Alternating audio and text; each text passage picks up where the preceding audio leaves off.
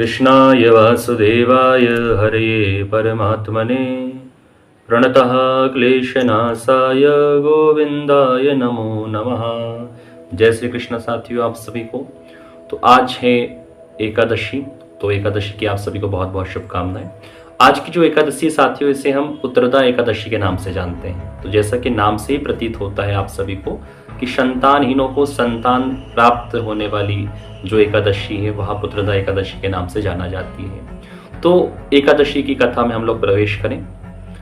एक नगरी थी, एक नगरी भद्रावती नाम की एक नगरी थी। भद्रावती नगरी में एक सुतकेतु नाम के एक राजा निवास करते थे। राजा के पास किसी चीज की कमी नहीं थी। राजा की रानी का नाम था सेव्या। तो सुतकेतु और सेव्या बड़ा ही अच्छा राज्य था, किसी चीज की राज्य में कमी नहीं थी।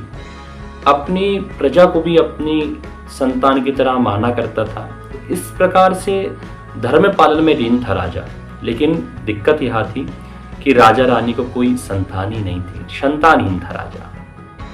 तो दुख तो जीवन में कुछ नहीं था, राज्य सब बढ़िया था, राज्य की प्रजा बड़ी संतुष्ट थी, खुश थी, लेकिन संतान नहीं थी। तो राजा को यह सोच में आता था, राजा के पितर भी यह सोचते थे कि अभी तो हमको ये पानी दे रहा है, लेकिन जब ये चला जाएगा तो हमारे कुटुंब में हमको कोई पानी देने वाला भी नहीं बचेगा। राजा के मन में यही बात आती थी कि जब मेरी कोई संतान नहीं होगी तो हमें पिंडदान कौन करेगा, हमें पानी कौन देगा, हमारे पूर्वजों की पूजा कौन करेगा। इस प्रकार से चिंतन करते हुए राजा और दुखी रहा करता था। तो एक दिन राजा वन में गया घूमने के लिए, भ्रमण करने के लिए। तो देखता है कि जंगल में बहुत ही दिव्य जो है वहाँ का वातावरण है। सब विभिन्न प्रकार के पशु पक्षी, कोयल कुहू कुहू करती हुई आवाज में जो है स्वर गान कर रही है, मोर नाच रहे हैं। इस प्रकार का दृश्य देखता है। राजा एक सरोवर में जाता है जलपान करने के लिए। तो देखता है कि वो जो सरोवर है, सरोवर के चारों ओर जो है छोटी छोटी कुटियां, शिविर बनी हुई है।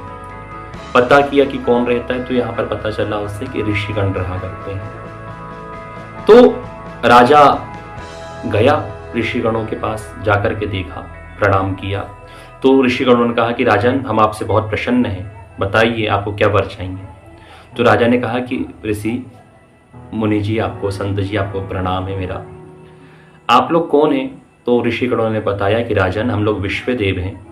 यहाँ पर पुत्रदा एकादशी का व्रत करने के लिए और भगवान की पूजन करने के लिए हम इस सरोवर के तट पर आए हुए हैं। राजा ने प्रणाम किया, पूजन किया। तो संत लोगों ने कहा